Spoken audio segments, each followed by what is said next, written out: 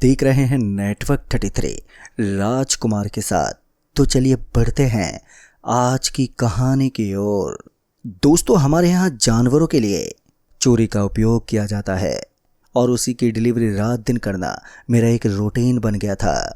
खासकर नवंबर से दिसंबर के महीने में मेरा ये रूटीन हर दिन चला करता था। उन 2 महीनों में जितनी मेरी कमाई होती थी वो मेरी कमाई का एक मोटा हिस्सा था। उस रात भी मैं अपनी पिकअप लेकर निकला हुआ था और मुझे किसी गांव के आदमी से ये बात पता चली थी कि यहाँ से करीब 82 किलोमीटर आगे एक छोटा सा शहर पड़ता है और वहाँ पर पशुओं को दी जाने वाली इस चूरी को सस्ते भाव में बेचा जाता है। और फिर क्या था, मैं अपनी गाड़ी को लेकर निकल पड़ा क्योंकि मुझे भी लोगों के घर पर डिलीवरी करनी पड़ती थी। मेरे साथ मेरा दोस्त कमल भी था। कमल मेरा बहुत अच्छा दोस्त था, वो भी मेरे ही गांव से बिलोंग करता था। हम दोनों इस काम को बड़ी शिद्दत से किया करते थे और आज भी मुझे लगा कि मैं आज सारा सामान खरीद कर काफ़ी ज़्यादा पैसे बचा लूँगा। लेकिन दोस्तों, मुझे क्या मालूम था कि वहाँ से लौटते लौटते मेरी ज़िंदगी में क़यामत खड़ी हो जाएगी। रास्ता लगभग मैंने आधा पार ही कर लिया था। अब मैं और मेरा दोस्त कमल, हम दोनों ही नशे के शौकीन थे। ऐसे में जब भी हमें लंबी ड्राइव पर जाना होता था तो हम एक बार नशे का सेवन ज़रूर करते थे और आज भी हमने कुछ ऐसा ही सोचा। मेरे दोस्त कमल ने बियर की बोतल खरीद ली और वो उसे लेकर गाड़ी में पहुंच गया। जैसे हम गाड़ी में वो बोतल लेकर पहुंचे तो हमने देखा कि हम जिस पुल के ऊपर खड़े थे उसके नीचे हमें एक आदमी खड़ा हुआ दिखा। उस पुल से ठीक आगे एक पेट्रोल पंप भी बना हुआ था और उसके बगल में मुझे एक आदमी खड़ा हुआ दिख रहा था। दरअसल ताज्जुब की बात तो ये थी कि उस आदमी ने अपने हाथ में किसी का कटा हुआ सर उठाया हुआ था। पहले तो मुझे लगा कि शायद वो कोई नकली सर होगा, लेकिन फिर मैंने जब उसे बड़े गौर से देखा तो मुझे दिखाई दे रहा था कि उसके हाथ में किसी लकड़ी का सर था और वो उस सर को लेकर एक सुनसान जगह की तरफ जा रहा था। जैसे ही मैंने उसे उस सुनसान जगह की तरफ जाता हुआ देखा तो मैंने बिना कुछ सोचे समझे उसका पीछा करना शुरू कर दिया और मेरे साथ साथ मेरा दोस्त कमल भी यही कर रहा था। हम दोनों के हाथ में एक एक बियर की बोतल थी। तो हमने देखा कि हम एक छोटे से जंगल के पास पहुंच गए थे। वैसे तो उस रास्ते के बीच में एक बहुत ही बड़ा जंगल था, लेकिन यह उसका एक छोटा सा इलाका था। थोड़ी देर के बाद थोड़े थोड़े अंधेरे की वजह से वो आदमी हमारी आंखों से ओझल हो गया। पता नहीं क्यों, लेकिन हमें ऐसा लग रहा था कि इस आदमी ने कोई बहुत ही बड़ा कांड कर दिया है, इसलिए हम उस आदमी तक पहुंचना चाहते थे। लेकिन उस छोटे से जंगल में उस आदमी को अपने अंदर कहीं गुमसा कर लिया था। ना जाने क्यों, लेकिन अचानक उस आदमी का हमारी आंखों से ओझल हो जाना हमें एक अजीब सी चीज़ का एहसास करवा रहा था। फिर इसी बीच मेरे दोस्त ने बोला, देख भाई यार, हमें इस तरह के लफड़े में नहीं पड़ना चाहिए, बेहतर होगा कि हम दोनों यहाँ से निकल जाएं। उसकी बात सुनकर मैंने भी गर्दन हिलाई और उसके बाद हम दोनों वहाँ से निकल पड़े। अभी हम दोनों वापस से अपने ट्रक के पास पहुंचने वाले थे कि अचानक मुझे फिर से वही आदमी दिखा, लेकिन उसके हाथ में इस बार भी कुछ नहीं था।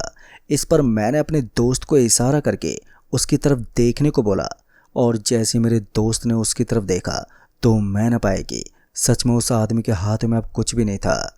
उस आदमी को खाली हाथ देखने के बाद मेरे दोस्त ने कहा, भाई एक बार इससे पूछ तो लेते हैं कि आखिर ये इस जंगल में क्या कर रहा है। इस पर मैंने भी गर्दन हिलाई और उसके बाद हम दोनों ट्रक वाली जगह को छोड़कर वापस से नीचे वाले स्थान पर पहुंच गए।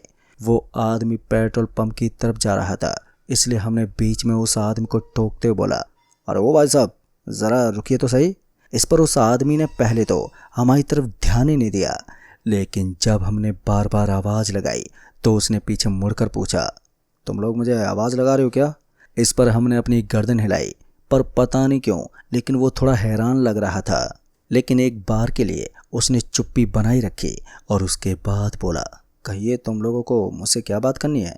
इस पर हमने उस आदमी को बोला, बात तो बहुत सारी करनी है, लेकिन भाई साहब हमें एक बात समझ में नहीं आई, आप इतनी रात को इस जंगल में क्या कर रहे हैं, और वो भी अकेले अकेले? इस पर वो आदमी हल्का सा मुस्कुराया और फिर बगल में पड़े हुए एक पत्थर पर जाकर बैठ गया। मुझे उसकी हरकत थोड़ी अजीब लगी। फिर उसने बोला, भाई तुमको जो पूछना है पूछो, मुझे लेट हो रहा है। तभी मेरे दोस्त ने कहा, चिंता मत करो भाई, बस थोड़ी देर के बाद तुम सलाखों के पीछे मिलोगे अब ये सुनते उस आदमी की आंखें बड़ी बड़ी हो गई, लेकिन हमने जो सोचा था हुआ उसका बिल्कुल उल्टा। अब तक उस आदमी के चेहरे पर एक अजीब सी मुस्कान आ गई थी और उसके बाद में उस आदमी ने मुस्कुराते हुए मेरी तरफ देखा और बोला, तो इसका मतलब तुमने सब कुछ देख लिया है? इस पर मैंने भी गर्दन हिलाई। फिर उस आदमी ने कहा, शायद तुम लोग जानते नहीं हो मैं कौन हूँ। उस आदमी की बात सुनकर एक बार के लिए मैं हंस पड़ा और फिर उससे बोला, भाई तुम जो भी हो, लेकिन जब पुलिस डिपार्टमेंट तुम्हारे सामने खड़ा होगा ना तो फट कर हाथ में आ जाएगी। लेकिन उस आदमी पर इस चीज़ का कोई भी फ़र्क ही नहीं पड़ा। बदले में उस आदमी ने कहा, तुम लोग अभी क्या अभी पुलिस को फ़ोन मिलाओ। दोस्तों मैं पुलिस को फ़ोन मिलाना तो नहीं चाहता था, लेकिन बार बार जब उस आदमी ने एक ही बात को दोहराना शुरू कर दिया तो मैंने तुरंत ही अपना फ़ोन निकाला। लेकिन जैसे मैंने पुलिस का नंबर लगाया तो मेरा फ़ोन लगा ही नहीं। हालांकि इस इलाके के पुलिस ऑफिसर को मैं अच्छी तरह से जानता था, लेकिन इसके बावजूद फ़ोन ही नहीं लगा। ये चीज़ देखकर मैं थोड़ा हैरान था, क्योंकि फिर जब मैंने किसी दूसरे आदमी के फ़ोन पर फ़ोन लगाने की कोशिश की तो बड़े आराम के साथ फ़ोन लग गया। मुझे ये चीज़ काफ़ी हैरान कर रही थी और फिर आखिर मैंने उस आदमी से बोला, भाई आज तुम्हारी किस्मत बड़ी अच्छी है, बार बार फ़ोन मिलाने के बाद भी हमारे पुलिस ऑफिसर का कॉल नहीं लगा है। मेरी बात सुनकर वो आदमी हंसते बोला, भाई यहाँ पर मेरी मर्ज़ी चलती है, मैं चाहूँ तो अभी फ़ोन लगा सकता हूँ और अगर मैं चाहूँ तो तुम दोनों को अभी के अभी ख़त्म कर सकता हूँ। अब ये बात सुनकर मुझे एक ज़ोरदार सदमा सा लगा। एक बार के लिए मैं उस आदमी को ऊपर से लेकर नीचे तक निहारने लगा। फिर मैंने उस आदमी से कहा, तुम मुझे चैलेंज कर रहे हो? इस बार मेरा गुस्सा उसके ऊपर फूट पड़ा था, इसलिए मैं उसकी तरफ झपट्टा मारने के लिए चल पड़ा। जैसे ही मैंने उसे पकड़ने की कोशिश की तो मेरा हाथ उसके आर पार ही हो गया। अब ये दृश्य मेरे लिए इतना ज़्यादा डरावना था कि उसके बाद तो मुझे कुछ सोचने का मौका तक ही नहीं मिला। एक बार के लिए मेरा दिमाग किसी फ़ोन की तरह हैंग हो गया था और मुझे समझ में नहीं आ रहा था कि मैं बोलूँ तो बोलूँ क्या। मेरा दोस्त भी ये दृश्य देखने के बाद बुरी तरह से सहम गया था और वो भी एक बार के लिए मेरी तरफ ही देखता रहा और फिर उसने कहा, भाई हम गलत फंस गए हैं। उसकी बात सुनकर मैंने भी गर्दन हिलाई और हम दोनों भागते हुए अपने पिकअप के पास पहुँचे। पिकअप के पास पहुँचते ही हमारी सांस में सांस आई, क्योंकि अब हम अपनी पिकअप के बिल्कुल बगल में खड़े थे और यहाँ से हमारे लिए भागना कोई बड़ी बात नहीं थी। ऐसे में मैंने तुरंत ही पिकअप स्टार्ट करने की कोशिश की, लेकिन आज सब कुछ उल्टा हो रहा था। बार बार चाबी घुमाने के बाद भी गाड़ी स्टार्ट ही नहीं हो रही थी। ऐसा लग रहा था कि इंजन के थिएटर में पानी घुस गया है। जब मैंने ये बात अपने दोस्त को बताई तो वो भी मेरी बात सुनकर एकदम जमसा गया।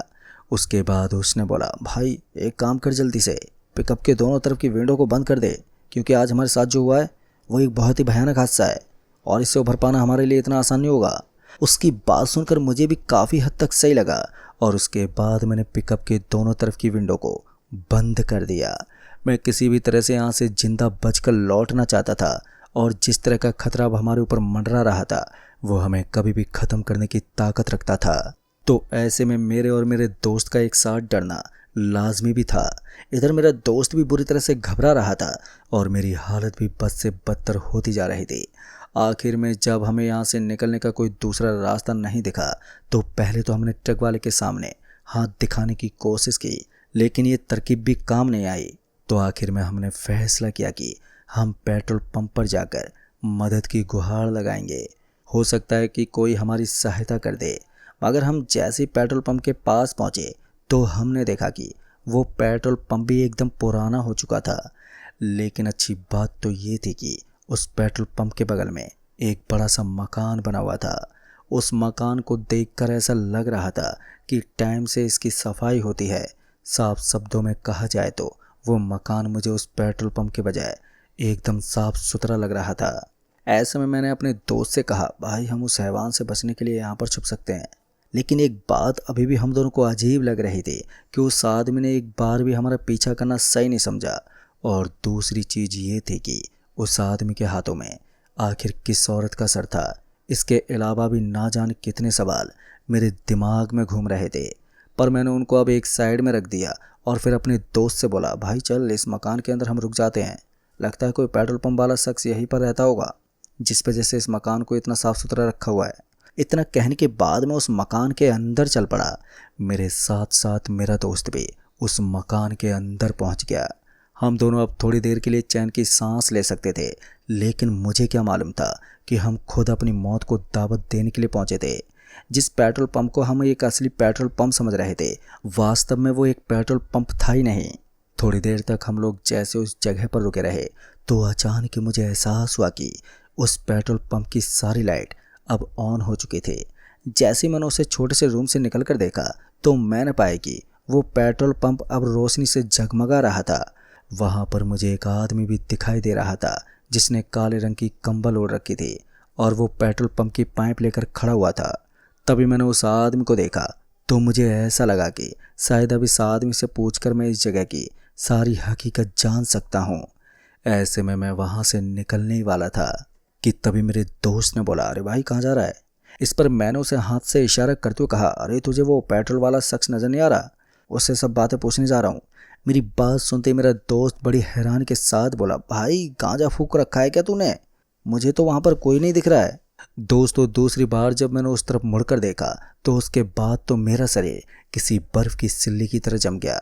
अभी अभी जो मैंने देखा था वो मेरी आंखों का भ्रम नहीं हो सकता था, क्योंकि मैंने उन चीज़ों को अपनी आंखों से देखा था। उसके बाद मैंने अपने दोस्त की तरफ देखते हुए कहा, ऐसा कैसा हो सकता है? मैंने अभी अभी उस पेट्रोल पंप के ऊपर एक आदमी को भटकते हुए देखा है और वहाँ रोशनी जगमगा रही थी। मेरी बात सुनकर उसने मेरे हाथ पकड़ा और बोला, भाई तो चुपचाप यहाँ पर बैठ, मुझे लगता है तेरा माथा ठनक गया है। मेरा दोस्त अब थोड़ा इरिटेट होने लगा था। उस समय तो हमारी हालत इतनी ज़्यादा ख़राब हो चुकी थी कि मैं अपने शब्दों में बयां ही नहीं कर सकता। हमें जल्द से जल्द किसी सपोर्ट की ज़रूरत थी, वरना हम उस जगह पर बुरी तरह से फंस चुके होते। आने जाने वाली गाड़ियों से भी मदद लेने की कोशिश की, लेकिन उनसे कोई फ़ायदा ही नहीं हुआ। और इतने में ही मुझे ऐसा लगा कि कोई ट्रक पेट्रोल पंप के पास आकर रुक गई है। इस बार ये चीज़ मेरे दोस्त को भी एहसास हुई थी, इसलिए मैं और मेरा दोस्त उस कमरे से बाहर निकलते हुए सीधा उस पेट्रोल पंप पर पहुँचे। हम जैसे ठीक पेट्रोल पंप पर पहुँचे तो हमने देखा कि एक ट्रक उस पंप पर रुकी हुई थी। लेकिन एक बार फिर से हैरान कर देने वाली बात तो ये थी कि उस पेट्रोल पंप पर ट्रक तो था, लेकिन मुझे उस ट्रक के अंदर कोई दिखाई नहीं दे रहा था। एक बार मुझे ऐसा लगा कि ड्राइवर टॉयलेट करने के लिए इधर उधर गया होगा, लेकिन हम वहाँ काफ़ी देर तक रुके रहे, पर इसके बावजूद भी हमें वहाँ पर कोई नहीं दिखा। अब ऐसे में एक बात तो ये साफ हो गई थी कि या तो ये ट्रक बिना ड्राइवर के चलता है या फिर इसका ड्राइवर नशे में धुत होकर कहीं पर गिर गया था। मैंने इधर उधर निगाहें दौड़ाने की भी कोशिश की, लेकिन फिर से मुझे वहाँ पर पड़ा हुआ सन्नाटा ही नज़र आया। ऐसे में एक बात साफ हो चुकी थी कि इस ट्रक के पीछे की भी कोई कहानी हो सकती है। इससे पहले कि मैं वहाँ से वापस जाता कि अचानक ही मुझे एहसास हुआ कि किसी के कदमों की आवाज़ आने लगी थी। मेरे साथ साथ मेरा दोस्त भी ये आवाज़ सुन सकता था। हम दोनों बस इसी आवाज़ का वेट करते हुए वहाँ पर खड़े हो गए, लेकिन थोड़ी देर तक तो हमें वहाँ पर कोई भी दिखाई नहीं दिया। फिर एक लंबी कद काठी का आदमी हमें अपने पास आता हुआ नजर आया। जब हमने उस आदमी को बहुत ही गौर से देखा तो मुझे एहसास हुआ कि ये तो वही आदमी था जो कि थोड़ी देर पहले हमें किसी लकड़ी का सर कटा हुआ लेकर नजर आया था। आसान शब्दों में कहूँ तो वो एक पिशाच था और उसको देखते हम दोनों की हवा निकल गई। तभी हम दोनों तुरंत ही वहाँ से भागना चाहते थे, लेकिन पता नहीं क्यों हम अपने शरीर को अब अपने काबू से बाहर कर चुके थे। ऐसा लग रहा था कि हमारा शरीर हमारे काबू में ही नहीं है, हमारे शरीर को कंट्रोल करने वाला कोई और है। मेरे दोस्त का भी यही हाल था और हम दोनों ही अब बहुत ही बुरी हालत में थे। तभी मेरे दोस्त ने बोला, भाई यहाँ हम गलत फंस गए हैं, हमें इस ट्रक के पास नहीं आना चाहिए था। फिर मुझे भी उसकी बात कहीं ना कहीं ठीक ही लग रही थी। अगर हम उस मकान के अंदर आराम से पड़े रहे होते तो हमारे ऊपर इस तरह की मुसीबत नहीं आती।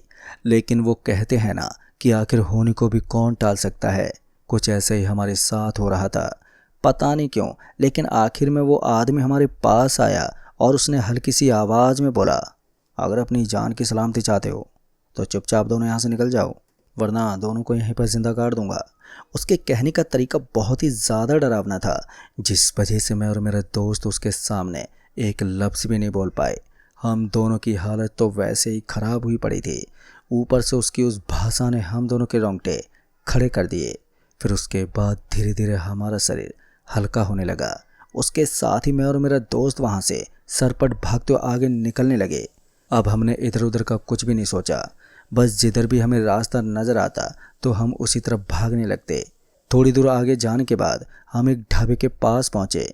वैसे तो हमें डर था कि कहीं इस ढाबे के अंदर भी कोई भूत प्रेत ना निकल आए, लेकिन जैसे हम उसके एकदम पास गए तो हमने देखा कि वहाँ कुछ लोग बैठकर खाना खा रहे थे और कुछ गाड़ियाँ भी रुकी हुई थी।